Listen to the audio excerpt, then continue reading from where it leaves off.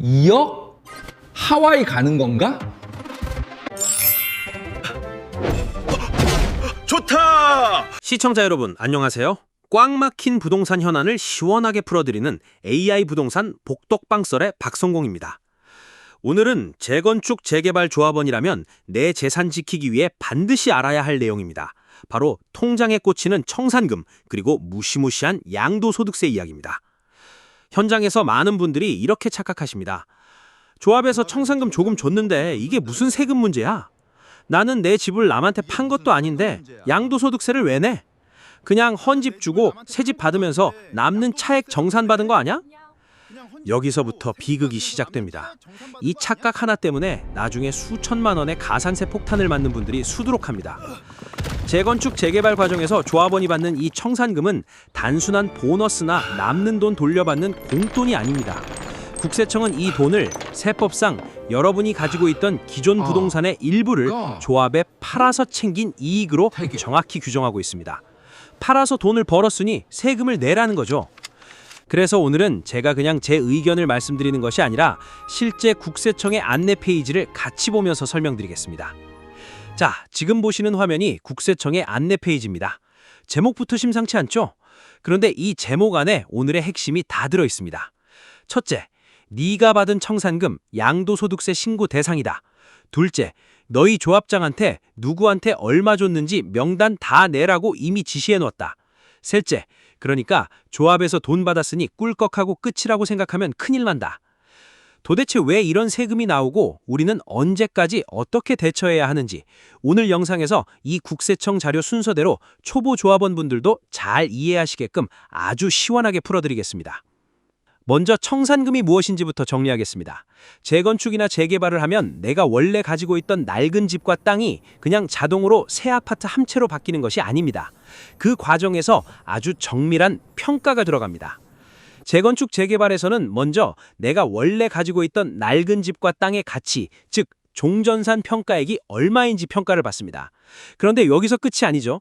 실무적으로는 이 종전산 평가액을 기초로 사업의 비율률을 뜻하는 비례율을 곱해서 조합원의 최종 권리가액 또는 분양 기준가액을 산정해냅니다. 그리고 이 최종 권리가액과 내가 들어갈 새 아파트의 조합원 분양가액을 저울질하게 됩니다. 이 두 금액이 1원 하나 안 틀리고 딱 맞으면 좋겠지만 현실에서는 절대 그럴 일이 없습니다. 국세청 자료에서는 이렇게 재건축 재개발 과정에서 기존 내 권리의 가치와 새 아파트의 분양가가 달라서 발생하는 그 차액을 청산금으로 정의하고 있습니다. 아주 쉬운 예를 들어보겠습니다. 내가 원래 가지고 있던 집과 땅의 종전산 평가액이 7억 원이라고 해보겠습니다. 계산을 쉽게 하기 위해 사업 비례율이 100%라고 가정하면 내 최종 권리가액도 그대로 7억 원이 됩니다. 이때 새 아파트 조합원 분양가가 6억 원이라면 어떻게 될까요? 내 권리가액은 7억 원인데 아파트 값은 6억 원이니 내 권리가 1억 원 더 크죠? 이 경우 조합원은 남는 1억 원을 조합으로부터 현금으로 돌려받게 됩니다. 반대 상황도 볼까요? 비례율을 반영한 내 권리가액이 5억 원인데 새 아파트 분양가가 6억 원이라면 당연히 1억 원이 부족합니다. 이 경우 조합원은 새 아파트에 들어가기 위해 부족한 1억 원을 조합에 추가로 납부해야 합니다. 즉, 청산금은 단순히 감정평가액과 분양가의 차이가 아닙니다. 실무적으로는 종전산 평가액을 기초로 산정된 권리가액과 조합원 분양가액의 차이로 이해하셔야 가장 정확합니다. 정리하겠습니다. 권리가액이 더 크면 조합원이 돈을 받습니다. 즉, 받는 청산금이죠. 반대로 권리가액이 더 작으면 조합원이 돈을 냅니다. 즉, 내는 청산금이죠. 돈이 들어오느냐 나가느냐 이 두 가지는 세금의 세계에서 완전히 다른 결과를 가져옵니다. 오늘 우리가 파헤칠 양도소득세 폭탄의 핵심은 바로 첫 번째, 여러분이 돌려받는 청산금입니다. 저거였나? 자, 다시 국세청 화면을 보겠습니다. 국세청은 재건축, 재개발 등을 통해 지급받은 청산금에 대해 양도소득세 신고를 하라고 명시하고 있습니다. 여기서 핵심은 바로 지급받은입니다. 조합에 분담금을 낸 경우와 조합에서 돈을 돌려받은 경우는 세금의 세계에서 완전히 다른 취급을 받습니다. 특히 조합에서 돈을 돌려받은 경우는 국세청은 그 청산금 액수만큼 기존 집과 땅의 일부를 남에게 팔아 넘긴 것, 즉 양도로 봅니다. 자, 오해하시면 안 됩니다. 낡은 집을 내주고 새 집이나 입주권을 받는 행위 그 전체가 곧바로 양도세 대상이라는 뜻은 아닙니다. 헌 집이 새 집이라는 새로운 권리로 바뀌는 과정 자체는 세금을 매기지 않습니다. 문제가 되는 건 그 교환 과정에서 덤으로 얹혀나온 현금, 즉 청산금입니다. 새 아파트를 받았다는 사실 자체가 아니라 기존 내 부동산 가치 중 일부가 현금으로 쪼개져서 내 손에 들어왔는가가 세법의 핵심 타겟입니다. 여러분의 이해를 돕기 위해 우리 재산을 요즘 핫한 금괴에 비유해 보겠습니다. 시청자 여러분이 아주 오래전부터 가지고 있던 10억 원짜리 큰 금괴가 하나 있다고 가정해보죠. 이걸 금은방에 가져가서 예쁘게 세공된 8억 원짜리 새 반지로 바꿔달라고 했습니다. 그럼 금은방 주인은 8억 원짜리 새 반지와 함께 남는 차액 2억 원을 현금으로 거슬러 줄 겁니다. 이 거슬러 받은 현금이 바로 청산금입니다. 큰 금괴가 자, 있다고? 여기서 국세청은 이 거래를 어떻게 바라볼까요? 국세청은 그냥 금을 반지로 모양만 바꿨네 라고 넘어가지 않습니다. 국세청의 시각은 이렇습니다. 금괴가 있다고? 당신은 10억 원짜리 금 중에서 8억 원짜리 애치는 새 반지로 교환했고 나머지 2억 원 애치의 금은 금은방 주인에게 돈을 받고 팔았네? 새 반지로 바꾼 8억 원 애치에 대해서는 지금 당장 세금을 묻지 않습니다. 하지만 내가 가진 자산 중 일부를 떼어내 현금 2억 원으로 바꾼 부분, 이 부분은 내 자산의 일부를 남에게 대가를 받고 넘긴 것, 즉 세법상 유상양도와 같다고 보는 겁니다. 바로 이 원리 때문에 내 집 전체를 통째로 판 게 아닌데도 불구하고 현금으로 거슬러 받은 이 청산금 비율만큼은 양도소득세 폭탄의 뇌관이 되는 것입니다. 국세청 자료의 흐름을 분석해보면 조합원이 자신의 세금 문제를 확인해야 하는 상황은 크게 4가지로 요약됩니다. 첫째, 조합으로부터 청산금을 지급받은 경우입니다. 재건축, 재개발로 새 아파트나 조합원 입주권을 받으면서 추가로 청산금을 지급받은 경우입니다. 이 경우에는 받은 청산금 액수에 해당하는 비율만큼 내 집의 일부를 떼어 판 것으로 간주되어 양도소득세 신고 대상이 됩니다. 새 아파트를 받았다는 사실보다 청산금을 지급받았는지 사실 자체가 과세의 핵심입니다. 둘째, 조합원 입주권을 양도한 경우입니다. 재건축, 재개발 과정에서 신축 아파트가 다 지어지기도 전에 입주권 상태로 팔아버렸다면 이 역시 양도소득세 신고 대상입니다. 특히 이건 단순히 입주권 얼마에 팔았네 하고 단순하게 끝날 문제가 아닙니다. 관리처분계획 인가 전의 차익과 인가 후의 차익을 쪼개서 계산해야 하는 아주 복잡한 세금 구조가 기다리고 있습니다. 셋째, 현금 청산 대상자가 되는 경우입니다. 이것은 앞서 말씀드린 새 아파트를 받으면서 일부 청산금을 받는 경우와 완전히 다릅니다. 분양 신청을 하지 않거나 계약을 포기해서 새 아파트 입주권 없이 내 재산 전체를 100% 현금으로 정산받고 나가는 경우입니다. 이때는 세법상 내 집 전체를 조합에 통째로 팔아 넘긴 것, 즉 양도에 해당하게 됩니다. 내가 집을 판 것과 똑같은 상태가 되는 것이죠. 다만 본인이 1세대 1주택 비과세 요건을 갖추었는지 혹은 고가주택에 해당하는지 등에 따라 실제 세금 납부 여부나 신고 여부가 달라질 수 있습니다. 따라서 이 경우 역시 내가 양도소득세 신고 대상이 되는지 전문가를 통해 반드시 확인하셔야 합니다. 넷째, 청산금을 납부한 경우입니다. 권리가액보다 새로 분양받을 아파트 가격이 더 비싸서 그 부족한 차액을 추가 분담금으로 납부하신 분들입니다. 내가 돈을 냈다는 사실 자체가 당장 양도소득세 신고해야 한다는 의미는 아닙니다. 하지만 이 돈 역시 가볍게 보시면 안 됩니다. 나중에 이 입주권이나 신축 아파트를 남에게 팔 때 여러분이 납부하신 이 추가 분담금이 세법상 취득가액이나 필요 경비 성격으로 산입되어 향후 양도 차익을 줄이는 중요한 요소로 반영될 수 있으므로 분담금 납부 내역과 분양 계약서, 관리처분 증빙 영수증 등을 반드시 잘 보관하셔야 합니다. 이 파트의 핵심은 명확합니다. 돈을 받았으면 신고 여부를 확인하고 돈을 냈으면 증빙 자료를 철저히 보관해야 합니다. 세금의 세계에서 가장 무서운 것은 무엇일까요? 높은 세율도 부담스럽고 실제 납부세액도 무섭지만 사실 가장 먼저 우리 발목을 잡는 것은 바로 신고기한입니다. 신고기한을 놓치면 생각보다 큰 가산세 부담으로 이어질 수 있기 때문입니다. 국세청 안내에서는 지급받은 청산금과 조합원 입주권 양도의 신고 납부 기한을 각각 나누어 설명하고 있습니다. 먼저 지급받은 청산금의 기본 원칙입니다. 국세청은 소유권 이전 고시일, 쉽게 말해 재건축, 재개발 사업에서 신축 주택 등에 대한 소유권 이전이 고시된 날에 다음 날이 속하는 달의 말일부터 2개월 이내에 자진 신고하고 세금을 납부하도록 안내하고 있습니다. 다음으로 조합원 입주권을 양도한 경우에는 그 입주권을 판 날, 즉 양도일이 속하는 달의 말일부터 2개월 이내에 신고 납부하도록 안내하고 있습니다. 여기까지만 보면 참 명쾌하고 간단해 보이죠? 하지만 바로 여기서 정말 조심하셔야 합니다. 실제 현장에서는 새 아파트의 소유권 이전 고시가 나기 전에 조합에서 청산금을 미리 지급하는 경우도 있고, 이 청산금이 한 번이 아니라 여러 차례에 걸쳐 나누어 지급되는 경우도 있을 수 있습니다. 그래서 국세청 페이지에 소유권 이전 고시일 다음 날이라고 적혀 있으니까 고시가 난 뒤에만 생각하면 되겠지라고 단순하게 판단하시면 위험할 수 있습니다. 왜냐하면 실제 양도시기 판단에서는 기본 안내문상의 고시일 외에도 구체적인 사실관계에 따라 대금 청산일, 잔금 수령일, 목적물 확정 여부 등을 추가로 검토해야 할 수 있기 때문입니다. 즉, 고시일보다 앞서 청산금 관련 자금이 오갔다면 그 시점의 대금 청산 구조가 양도시기 판단에 중요한 영향을 줄 수 있다는 뜻입니다. 따라서 소유권 이전 고시 정에 청산금 관련 자금이 움직였다면 나중에 하겠다고 미루지 마시고 그 즉시 실제 양도 시기와 예정 신고 기한이 언제로 판단될 수 있는지 확인해 보셔야 합니다.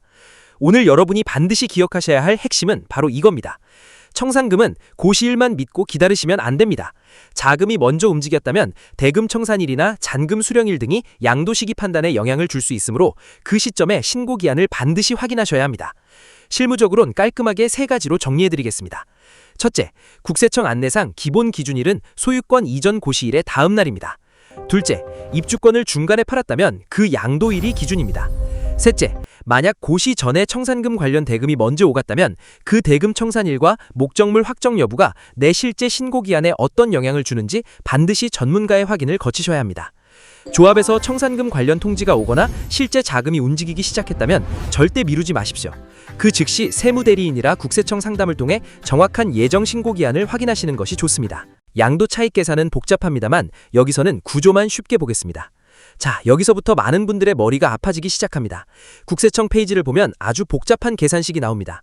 처음 보는 분들은 이 수식을 보는 순간 딱 이런 생각이 드실 겁니다. 아, 이건 내가 볼 게 아니구나. 세무사한테 가야겠다. 맞습니다. 실제 세금 신고는 반드시 전문가의 검토가 필요합니다. 하지만 이 계산이 어떤 논리로 굴러가는지 그 구조 자체는 우리 조합원들도 어렵지 않게 이해할 수 있습니다. 여기서는 먼저 청산금을 지급받은 경우만 단순화해서 보겠습니다. 예를 들어 국세청에서 말하는 기존 건물과 부수 토지의 평가액이 10억 원이고 그중 청산금으로 2억 원을 받았다면 청산금 비율은 20%입니다. 이때 기존 부동산의 취득가액과 필요경비가 총 5억 원이었다고 해도 그 5억 원 전부를 빼주는 것이 아닙니다. 청산금에 해당하는 비율, 즉 20%만 비용으로 배분합니다. 따라서 5억 원의 20%인 1억 원만 이번 청산금 계산의 비용으로 반영되고 청산금 2억 원에서 배분 비용 1억 원을 뺀 1억 원이 양도 차익이 되는 구조입니다. 다만 여기서 절대 오해하시면 안 됩니다. 방금 보여드린 건 구조를 이해하기 위한 아주 단순한 예시입니다. 실제 여러분이 내야 할 최종 세액은 보유기간, 주택수, 비과세 요건, 장기보유 특별공제, 각종 세율과 필요경비 인정 여부에 따라 천차만별입니다. 이렇게 세법이 복잡하고 수시로 변하기 때문에 정확한 최종 세액 계산은 반드시 세무사와 체크하셔야 합니다. 복잡한 계산은 전문가에게 맡기시고 여러분은 오늘 이 파트에서 딱 이 기본 뼈대 하나만 챙겨가시면 됩니다. 청산금 2억 받았다고 2억 전체의 세금을 때리는 게 아니라 그 현금 비율만큼 비용도 쪼개서 뺀 이익에 대해서만 세금을 매긴다. 이 큰 흐름만 아셔도 충분합니다. 자, 여기서 많은 조합원님들이 이런 생각을 하십니다. 나는 어차피 1세대 1주택이니까 무조건 비과세겠지. 집 한 채뿐인데 무슨 청산금에 세금이 나오겠어. 이런 분들 정말 조심하셔야 합니다. 물론 1세대 1주택 비과세 요건을 갖춘 분이라면 청산금 부분도 당연히 비과세 검토 대상이 됩니다. 하지만 여기에 아주 무서운 함정이 하나 숨어 있습니다. 바로 고가주택 기준입니다. 현행 1세대 1주택 비과세 규정은 완벽한 면죄부가 아닙니다. 많은 분들이 이렇게 생각하십니다. 나는 집이 한 채뿐이니까 청산금을 받아도 무조건 비과세겠지. 하지만 여기서 반드시 확인해야 할 기준이 있습니다. 바로 고가주택 기준입니다. 현재 세법상 1세대 1주택이라도 양도 당시 주택과 그 부수 토지의 실지 거래가액 합계가 12억 원을 초과하면 고가주택에 해당합니다. 특히 주택이나 부수 토지의 일부가 양도되는 경우에도 단순히 실제로 받은 청산금만 보는 것이 아니라 일부 양도분을 기준으로 환산한 전체 주택가액이 12억 원을 초과하는지 따져볼 수 있습니다. 이 경우 1세대 1주택 요건을 갖추었다고 해서 양도차익 전체가 무조건 비과세되는 것은 아니며 12억 원을 초과하는 부분에 상당하는 양도차익은 과세 대상이 될 수 있습니다. 재건축 재개발 청산금도 이 점을 조심해야 합니다. 조합으로부터 청산금을 지급받은 경우에는 세법상 기존 건물과 부수 토지의 일부를 양도한 것으로 보아 양도소득세 계산 구조에 들어갑니다. 따라서 내가 1세대 1주택 요건을 갖추었는지, 양도 당시 고가주택 기준에 걸리는지, 그리고 청산금에 해당하는 양도 차익 중에 과세되는 부분이 있는지를 따로 확인해야 합니다. 여기서 특히 위험한 생각이 바로 이겁니다. 나는 1세대 1주택이니까 무조건 세금이 없다. 이 말은 실제 세무 현장에서는 가장 조심해야 할 착각입니다. 본인이 비과세 요건을 정확히 갖췄는지, 양도 당시 가액이 12억 원을 초과하는지, 청산금을 받는 시점에 다른 주택이나 분양권, 조합원 입주권 등이 영향을 주지는 않는지 종합적으로 봐야 합니다. 이제 많은 분들이 함정에 빠지는 조합원 입주권 양도 부분으로 넘어가겠습니다. 재건축 재개발에서 신축 아파트가 아직 완공되기 전에 이 조합원 입주권 상태로 다른 사람에게 양도하는 경우가 있습니다. 결론부터 말씀드리면 이 경우는 일반 아파트를 파는 것보다 양도소득세 계산이 훨씬 복잡해질 수 있습니다. 국세청 자료를 보면 조합원 입주권을 양도하는 경우에는 단순히 얼마에 샀고 얼마에 팔았는가만으로 끝나지 않습니다. 중요한 기준점 하나가 등장합니다. 바로 관리처분계획 인가일입니다. 세법상 조합원 입주권 양도차익은 관리처분계획 인가 전 양도차익과 관리처분계획 인가 후 양도차익으로 나누어 계산한 뒤 이를 합산하는 구조로 계산됩니다. 청산금을 납부한 경우인지 청산금을 지급받은 경우인지에 따라 세부 계산식은 달라질 수 있지만 핵심은 같습니다. 조합원 입주권 양도는 일반 주택처럼 단순하게 접근하면 위험합니다. 관리처분계획 인가 전후의 구분, 기존 주택의 취득가액, 권리가액, 분양가액, 분담금 또는 청산금 내역, 필요경비 자료 등을 모두 준비해 세무 전문가의 검토를 받으셔야 안전합니다. 이게 대체 무슨 뜻이냐? 세법은 조합원 입주권의 양도 차익을 크게 두 덩어리로 나누어 봅니다. 첫 번째는 이 사람이 기존 주택과 토지를 가지고 있던 기간, 즉 관리처분계획 인가 전까지 오른 가치입니다. 두 번째는 관리처분계획 인가 후에 조합원 입주권 상태로 보유하면서 오른 가치입니다. 쉽게 말해 세법은 자산의 성격이 바뀐 시점을 기준으로 가치 상승분을 나누어 보겠다는 뜻입니다. 기존 부동산으로서 오른 부분과 입주권 상태에서 오른 부분을 구분해서 계산하는 구조입니다. 그래서 단순히 내가 이 권리를 얼마에 취득했고 나중에 프리미엄을 붙여 얼마에 팔았느니 차익은 이 정도다라고만 생각하면 위험합니다. 조합원 입주권 양도 차익은 일반 주택처럼 단순한 매매 차익 계산으로 끝나지 않을 수 있습니다. 특히 여기에 청산금을 추가로 납부했는지 반대로 청산금을 지급받았는지까지 얽히면 계산 구조가 더 복잡해집니다. 청산금 납부 여부와 지급 여부에 따라 관리처분계획 인가 전후 양도 차익을 계산하는 방식이 달라질 수 있기 때문입니다. 조합원 입주권 양도는 일반인이 인터넷 검색만으로 정확히 계산하기 어려운 영역입니다. 따라서 이 부분을 고민 중이라면 혼자 단정하지 마시고 기존 주택 취득 자료, 관리처분계획 관련 자료, 권리가액, 분양가액, 분담금 또는 청산금 내역, 필요경비 자료 등을 모두 준비해 세무 전문가의 검토를 받으셔야 안전합니다. 청산금과 입주권 세금은 최고 난이도입니다. 정말 조심해야 합니다. 이번에는 앞서 말씀드린 것보다 한 단계 더 복잡한 경우입니다. 조합으로부터 청산금, 즉 현금을 지급받았고 그 뒤에 새 아파트가 완공되기도 전에 남아있는 조합원 입주권까지 다른 사람에게 양도했다면 어떻게 될까요? 이 경우는 세금 계산이 매우 복잡해집니다. 왜냐하면 기존 부동산의 일부는 이미 청산금이라는 현금으로 정산된 것으로 보고 나머지 권리는 다시 조합원 입주권이라는 형태로 양도된 것으로 보기 때문입니다. 쉽게 말해 하나의 재건축, 재개발 권리 안에서 일부는 청산금으로 먼저 정산되고 남은 부분은 입주권 양도로 다시 계산되는 구조가 됩니다. 그래서 같은 가치 상승분이 중복 계산되거나 반대로 빠지지 않도록 관리처분계획 인가 전후의 양도 차익을 별도로 나누어 계산하게 됩니다. 국세청 자료에서도 청산금을 지급받고 조합원 입주권을 양도한 경우를 별도로 구분하고 있습니다. 이 경우에도 관리처분계획 인가 전 양도차익과 관리처분계획 인가 후 양도차익을 나누어 계산한 뒤 이를 합산하는 구조입니다. 따라서 청산금도 받고 입주권도 양도한 분이라면 절대 단순한 매매 차익 계산으로 접근하시면 안 됩니다. 기존 주택 취득 자료, 관리처분계획 관련 자료, 기존 건물과 부수 토지의 평가액, 지급받은 청산금, 입주권 양도가액, 필요경비 자료를 모두 준비해서 반드시 세무 전문가의 정밀 검토를 받으시는 것이 안전합니다. 20년이나 보유했는데 안심하면 안 됐다고요?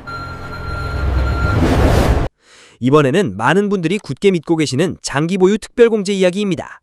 요즘 장기보유 특별공제가 없어진다, 축소된다, 실거주 중심으로 바뀐다는 이야기도 들리죠. 먼저 정확히 말씀드리면 현재 기준으로 장기보유 특별공제가 이미 폐지된 것은 아닙니다.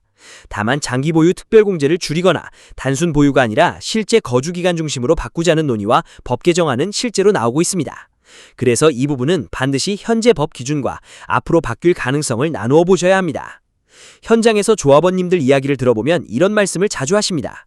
나는 이 동네 낡은 빌라를 15년, 20년이나 갖고 있었으니까 나중에 팔아도 장기 보유 특별공제는 충분히 받겠지. 하지만 재건축 재개발 세금에서는 절대 그렇게 단순하게 계산되지 않습니다.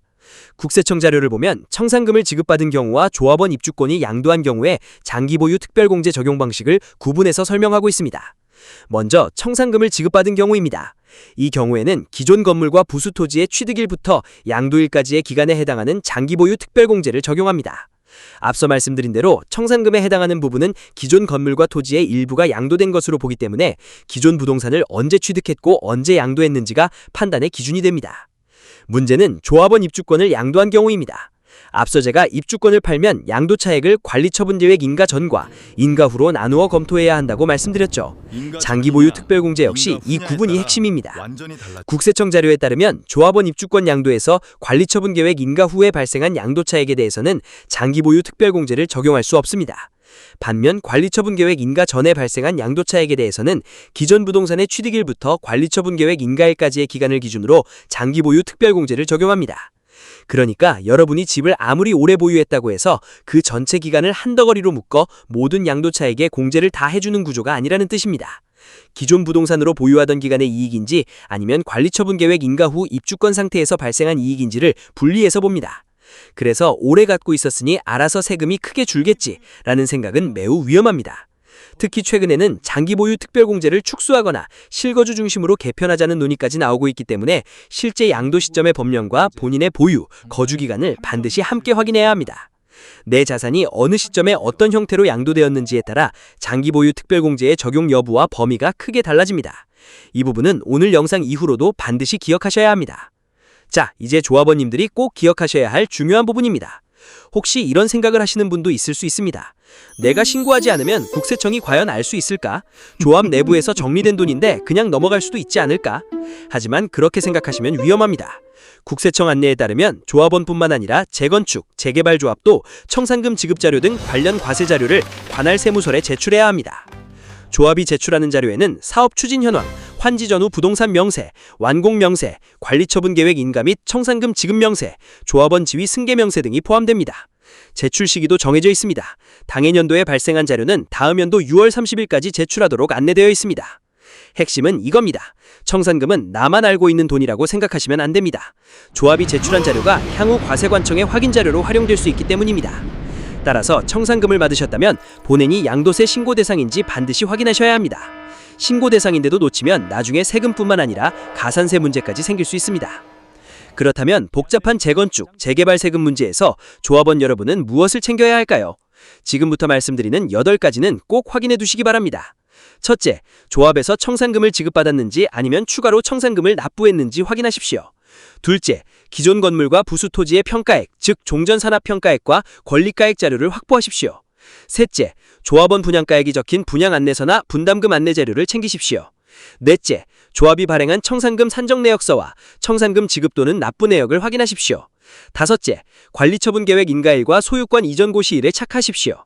여섯째, 입주권을 양도한 적이 있다면 매매계약서, 양도가액, 양도일을 반드시 확인하십시오. 일곱째, 기존 주택이나 토지를 취득할 때의 취득가액 자료와 취득세, 중개수수료, 법무사 비용 등 증빙 가능한 필요경비 자료를 모아두십시오. 여덟째, 장기보유 특별공제와 1세대 1주택 비과세 여부는 절대 혼자 단정하지 말고 별도로 검토받으십시오. 방금 말씀드린 자료들이 준비되어 있어야 내가 신고 대상인지 아닌지, 실제 양도 차익과 세액이 얼마인지 안전하게 검토할 수 있습니다. 오늘 내용을 정리하겠습니다.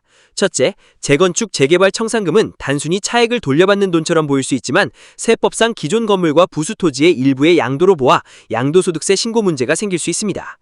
둘째, 조합원 입주권을 양도한 경우에도 양도세 검토가 필요합니다. 특히 관리처분계획 인가 전과 인가 후의 양도 차익을 나누어 계산해야 하므로 일반 주택 양도보다 훨씬 복잡할 수 있습니다. 셋째, 오래 보유했다고 해서 장기 보유 특별공제가 모든 차액에 자동으로 적용되는 것은 아닙니다. 또한 조합도 청산금 지급 자료 등을 세무서에 제출하는 구조이므로 청산금을 받았거나 입주권을 양도했다면 반드시 신고 대상 여부를 확인하셔야 합니다. 오늘 영상의 핵심은 이겁니다. 청산금과 조합원 입주권은 집 한 채니까 괜찮겠지, 오래 보유했으니 세금이 없겠지라고 단정할 수 있는 영역이 아닙니다. 관련 자료를 미리 챙기고 본인의 신고 대상 여부를 정확히 확인하는 것이 가장 안정합니다. 오늘 영상이 조금이라도 유익하셨다면 구독과 좋아요, 알림 설정도 부탁드립니다. 지금까지 꽉 막힌 부동산 현안을 시원하게 풀어드리는 AI 부동산 복덕방설의 박성공이었습니다. 끝까지 함께해 주셔서 감사합니다. 구독, 좋아요, 알림 설정 부탁해요.